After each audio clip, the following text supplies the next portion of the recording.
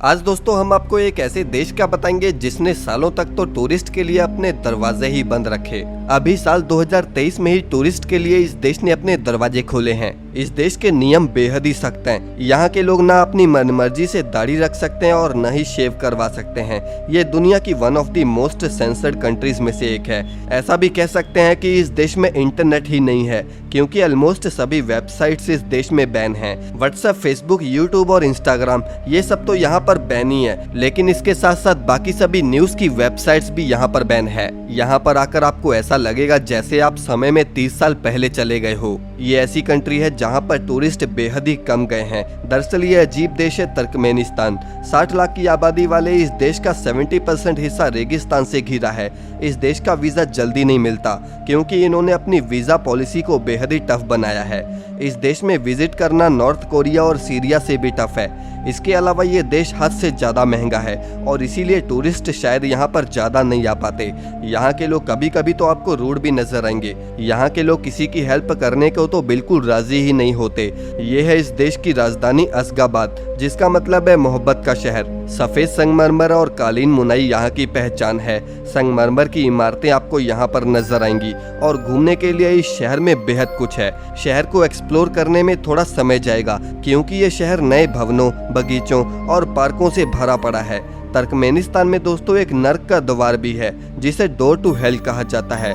230 feet के इस गड्ढे में काफी सालों से ऐसे ही आग निकलती आ रही है, लेकिन अब वैज्ञानिकों ने इस गड्ढे की आग को बुझाने का फैसला कर लिया है, क्योंकि अभी ये पर्यावरण को बहुत नुकसान पहुंचा रहा था। 1997 में यहाँ के प्रधानमंत्री को एक बार हार्ट की प्रॉब्लम हो गई और इसी वजह से उन्होंने पूरे देश में पब्लिक एरिया में स्मोकिंग करने पर ही बैन लगा दिया। फॉरेन कंट्री की नाइट लाइफ को देखने के अलग ही मजे हैं, लेकिन तुर्कमेनिस्तान में ये चीज आपको नहीं मिलेगी, क्योंकि यहाँ की रातें काफी सुस्त हैं और यहाँ के लोग सोते बहुत हैं। 11 बजे के बाद आपको यहाँ पर कर्फ्यू जैसा माहौल मिलेगा और कोई भी घर से यहाँ पर बाहर नहीं निकलता। अगर आप कहीं आ जा रहे हो फिर तो आपको अलाउ रहेगा, लेकिन इसके उल्ट बाकियों को सजा तक भी हो सकती है।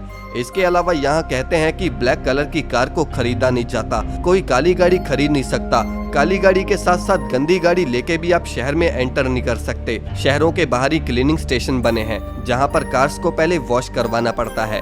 एक बात ये भी है कि यहाँ पर खरबूजा बेहद ही यूनिक है और पूजा तक भी उसी से करी जाती है। खरबूजे का उत्पादन यहाँ पर बहुत बड़े पैमाने में होता है। यहाँ पर खरबूजा दिवस तक मनाया जाता है और एक दिन की छुट्टी तक लोगों को खरबूजे के लिए दी जाती है। इसके अलावा आपको दुनिया का सबसे बड़ा इंडोर फेरिस व्हील भी आपको यहाँ पर मिल जाएगा। दुनिया की सबसे लंबी सीढ़ी भी आपको यहाँ पर मिल जाएगी। सबसे बड़ी मानव निर्मित नहर भी आपको इस देश में मिल जाएगी। ये जगह तेल और प्राकृतिक गैस के लिए भी जानी जाती है।